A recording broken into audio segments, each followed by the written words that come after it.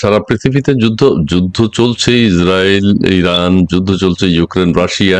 এখন ইসরায়েল এবং ইরানের যুদ্ধটা বেশ আলোচনায় আছে এবং সারা দেশের বিভিন্ন সংবাদপত্রে, মিডিয়া, ইলেকট্রনিক মিডিয়াগুলোতে। এবং কি হবে, ডোনাল্ড ট্রাম্প তার সফর স্থগিত শর্ট করে কানাডা থেকে G7 ভুক্ত দেশগুলোর যে সম্মেলন হচ্ছিল সেখান থেকে তিনি আমেরিকায় ছুটে গিয়েছেন। এবং এটার ভবিষ্যৎ কি, ইরান ইসরায়েল যুদ্ধ নিয়ে কি হবে, বিশ্ববাসী এখন উদ্বিগ্ন। আচ্ছা, যাই হোক, আমাদের আজকের প্রসঙ্গ সেটা না, আমরা ছোট্ট করে কিছু একটা কথা বলতে চাই। সেটি হচ্ছে, আপনাকে নিয়ে বেশ কিছু কথা হচ্ছে এবং লেফটেন্যান্ট কর্নেল মোস্তাফিজুর রহমান অবসরপ্রাপ্ত, তিনি আপনার বিষয়ে নানান কথা বলেছেন এবং সেই কথাগুলো আমাদের দৃষ্টিগোচর হয়েছে এবং হওয়ার কারণেই আপনাকে যোগাযোগ করেছি, আপনার সাথে যুক্ত হতে চেষ্টা করেছি। সেই বিষয়ে আপনার কোনো বক্তব্য আছে কিনা আমি কথাগুলো একটু তুলে ধরতে চাই।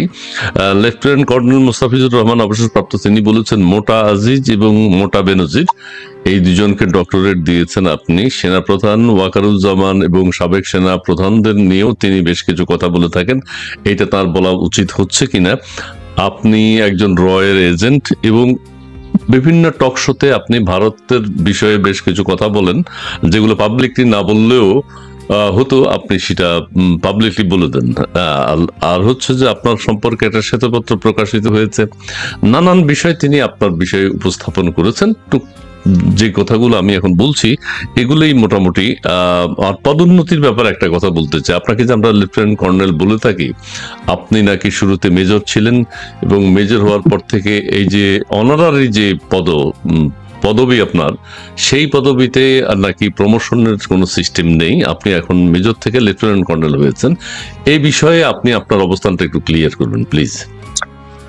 দেখুন, আমি প্রথমেই যেটি বলবো, আমাদের অবসরপ্রাপ্ত লেফটেন্যান্ট কর্নেল মোস্তাফিজুর রহমান, তিনি গতকাল রাতে একটি গায়ে পড়ে বিষোদ্গার পূর্ণ একটি শো করেছেন এবং আমাকে শুধু নন, তিনি আমাদের মাননীয় সেনাপ্রধান জেনারেল ওয়াকারুজ্জামান, সাবেক সেনাপ্রধান ইকবাল করিম ভূঁইয়া, তারপর সাবেক সেনাপ্রধান জেনারেল আজিজ, জেনারেল শফিউদ্দিন, অনেকের সম্পর্কেই নানান রকম কথাবার্তা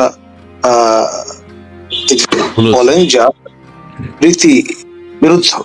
সেনাপ্রধানের পদটি এমন যে লাইক অ্যান ইনস্টিটিউশন, আমাদের সবার জন্য অবশ্য সম্মান প্রদর্শন করার মতো একটি পদ, যারা পিপল ইন ইউনিফর্ম হিসেবে ছিলেন এবং আছেন। উইথ ডিউ রেসপেক্ট, আমাদের এই লেফটেন্যান্ট কর্নেল অবসরপ্রাপ্ত মোস্তাফিজ মহোদয়, তিনি পিএসসি করেননি, যেটি নামের শেষে আপনার অনেকেই ব্যবহার করেন। আমাদের শহীদ রাষ্ট্রপতি জেনারেল জিয়াউর রহমান বীর উত্তম পিএসসি, খেয়াল করেন নামের সঙ্গে পিএসসি নাম, এই অর্জনটি তিনি ব্যবহার করতেন। সেই পিএসসি লেফটেন্যান্ট কর্নেল মোস্তাফিজ মহোদয় অর্জন করতে পারেননি বা তার এটি অর্জনের সুযোগ তিনি পাননি। এক, তার ট্রেস মার্কস ছিল ভেরি পুয়ার, এসিআর এবং কোর্স রেজাল্ট খুব ভালো ছিল না, এবং তবে তিনি নিঃসন্দেহে একজন আপনার সেরা কমান্ডো ছিলেন, সেটি আমি অবশ্যই বলবো নির্দ্বিধায়। এক, কিন্তু তিনি দুইবার সুপারসিডেড হয়েছেন আপনার তার প্রমোশন বোর্ড কর্তৃক। তৃতীয়বার নানান আপনার লবিং ধরা করা করে শেষ পর্যন্ত উতরে গিয়েছিলেন এবং আপনার তার যেই অবস্থাটা ছিল তার বিদায়কালে, সেটি খুব সুখপ্রদ ছিল না। আপনার অনভিপ্রেত যে ঘটনাটির অভিযোগে তার ব্যাপারে তদন্ত শুরু হয়, আপনার সেই সিএমএইচ এ একটি ধর্ষণের অভিযোগ উঠেছিল তার ব্যাপারে। সেই অবস্থায় আমরা যদি সেদিকে না যাই স্যার, আপনার সম্পর্কে যে কথাগুলো তিনি বলেছেন সেগুলো তার বাবার মতোই আপনার আমেরিকায় প্রস্থান করেছিলেন এবং অদ্যাবধি সেখানে আছেন। তিনি সেখান থেকে আপনার নানান রকমের বিষোদ্গারমূলক কথাবার্তা নিয়মিত তিনি বলে যাচ্ছেন। এখন আমার সম্পর্কে তিনি যেটি বলেছেন আমি মনে করি তা অন্যায় এবং অনভিপ্রেত। কারণ হচ্ছে আপনার পুলিশের সাবেক আইজিপি বেনজির আহমদের পিএইচডি সুপারভাইজার ছিলেন প্রফেসর শিবলি রুবায়েত। আমি কখনোই তার সঙ্গে কোনো পর্যায়ে আপনার এই এমফিল বলুন পিএইচডি বলুন কোন রকমের শিক্ষা কার্যক্রমে যুক্ত ছিলাম না, এটা ফ্যাক্ট। সুতরাং এই যে মিথ্যা তথ্য তিনি যে পরিবেশন করে জনমনে বিভ্রান্তি তৈরি করার চেষ্টা করছেন, আর শারীরিক আপনার গড়ন নিয়ে কারো বিরুদ্ধে মন্তব্য করা, আমার মনে হয় সেটা রুচি বিগড়িত একটা বিষয়। একজন লোক কৃষকায় হতে পারেন, একজন লোক স্ফীত শরীরের অধিকারী হতে পারেন, তাই বলে এইভাবে আমাদের বেনজির মহোদয়ের নানান সমস্যা থাকতে পারে, কিন্তু তার সঙ্গে আমার কোনো সংশ্লিষ্টতা নেই হোয়াটসঅ্যাপ। দ্বিতীয়ত, জেনারেল আজিজ সাবেক সেনাপ্রধান, তিনি আমার তত্ত্বাবধানে পিএইচডি করেছেন বাংলাদেশ ইউনিভার্সিটি অফ প্রফেশনালস থেকে। তিনি বলবার চেষ্টা করেছেন তাকে আমি পিএইচডি করিয়েছি জাহাঙ্গীরনগর বিশ্ববিদ্যালয়, যেটা সর্বৈব মিথ্যা। আর সশস্ত্র বাহিনীর আপনার যারা কর্মকর্তা, সেনা নৌ বিমান বাহিনীর, তাদের উচ্চশিক্ষার ব্যবস্থার জন্য ইউনিভার্সিটি প্রফেশনালস গঠন করা হয়েছে সরকারের পক্ষ থেকে, এবং যারা অন ডিউটি সার্ভিসে আছেন তারা সেখান থেকে পড়াশোনা করার সেখানে সুযোগ পান। তো সেখানে নানান কিছু বলার সুযোগ নেই। তার নিজেই তো কখনো পিএইচডি করেছেন কিনা বা চেষ্টা করেছেন সেটাও আমি জানি না। যতটুকু আমি জানি তিনি পিএইচডি করেননি। তো যিনি নিজেই পিএইচডি করেননি, আরেকজনের পিএইচডি কোন মাপের, কি অবস্থা, কোন প্রক্রিয়া করতে হয় সে সম্পর্কে মন্তব্য করাটা এক ধরনের চ্যাটামি বলে আমি মনে করি, কোনো প্রয়োজন। আরেকটা হচ্ছে আপনাকে বলা হয়েছে রয়ের এজেন্ট। রয়ের কি আর খাইয়ে দিয়ে কাজ নেই, তারা জনে জনে আপনার এজেন্সি দেবে, আর তাকে এই অথরিটি কে দিয়েছে? এখন কেউ যদি বলে উনি আপনার আইএসআই এর এজেন্ট, সেটা কি বলা সঙ্গত হবে? আরেকটা কথা বলেছেন যে আপনি ওই যে বাংলাদেশের ব্যাপারে ভারতের বিভিন্ন কথা বলে থাকেন যে বাংলাদেশে এই হতে পারে, এগুলো পাবলিকলি বলে দেন। এখন আমি তো এই ডিসকোর্সটা আজকে নতুন না, দীর্ঘদিন ধরে বলছি।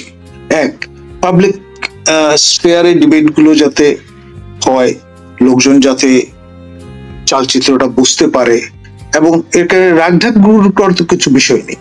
আমি তো প্রকাশ্যে সবার সামনে আলোচনা করছি, পাবলিক শো করছি, আপনার সঙ্গে যেমন শো করছি আমি।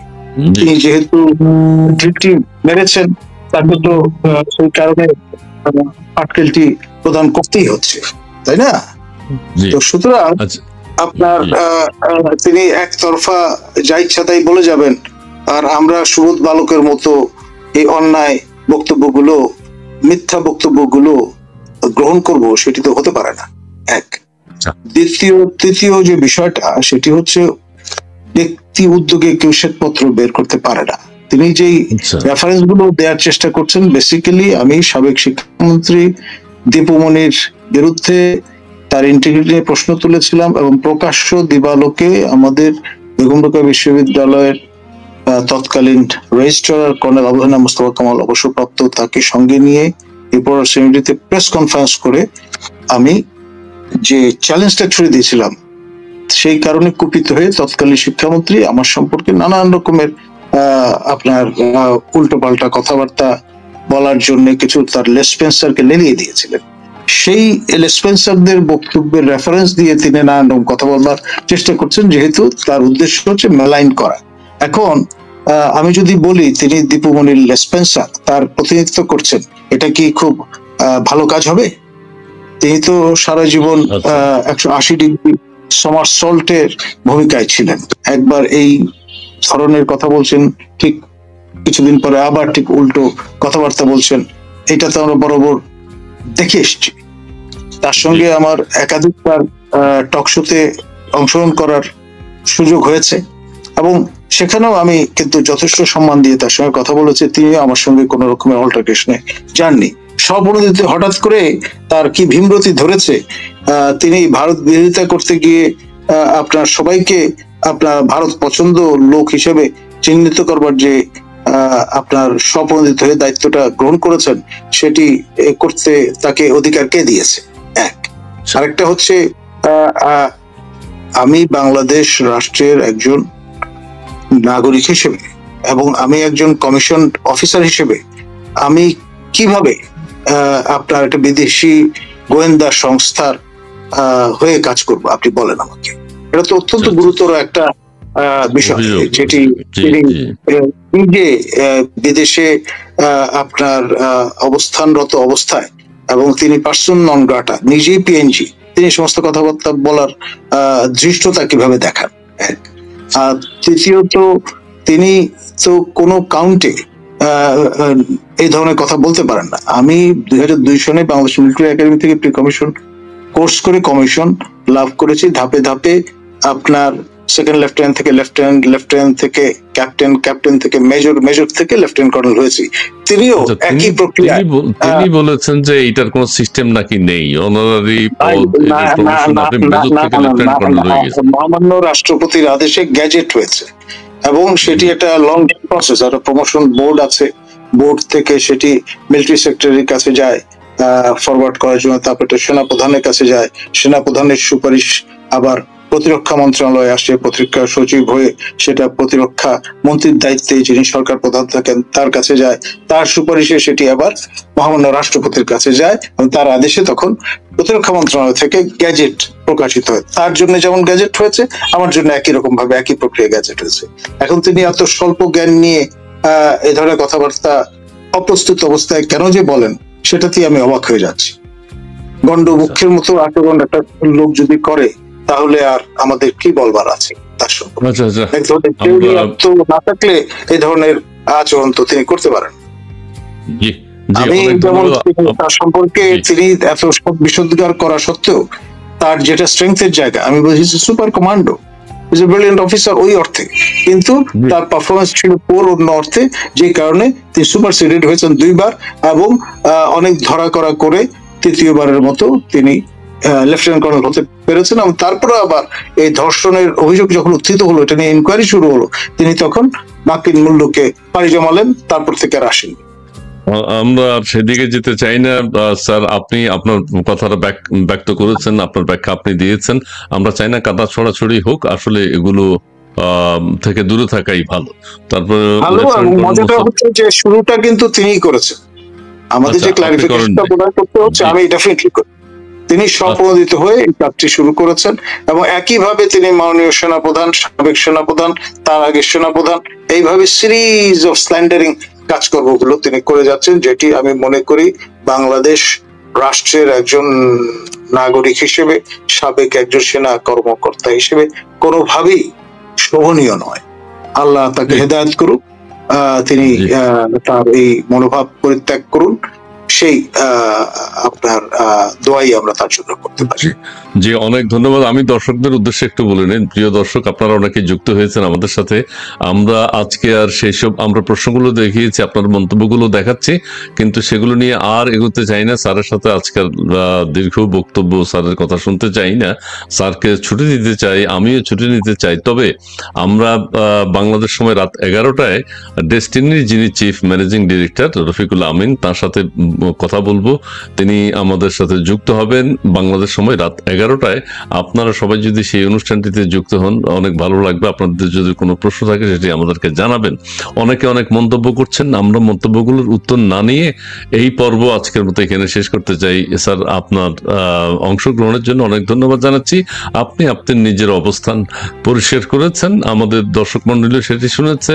মোস্তাফিজ সাহেবের ভিডিও সবাই দেখেছেন, তার কথাগুলো শুনেছে এবং তার প্রেক্ষিতে আপনার যে বক্তব্য এখন দর্শক সেটা শুনেছে। আপনি আপনাকে আপনার পক্ষ থেকে আপনাকে এক্সপ্লেইন করেছেন। ধন্যবাদ আপনাকে। দর্শক মন্ডলী, রাত 11টায়, আজকে একটু পরেই রাত 11টায় রফিকুল আমিন সাহেবের সাথে আমরা যুক্ত হচ্ছি এবং তার বিষয়ে আপনাদের যদি কোনো মন্তব্য থাকে সেটি আমাদেরকে জানাবেন। আজকের মতো এখানে শেষ করছি এই পর্ব। স্যার, আপনাকে অনেক ধন্যবাদ। ধন্যবাদ আপনাকে।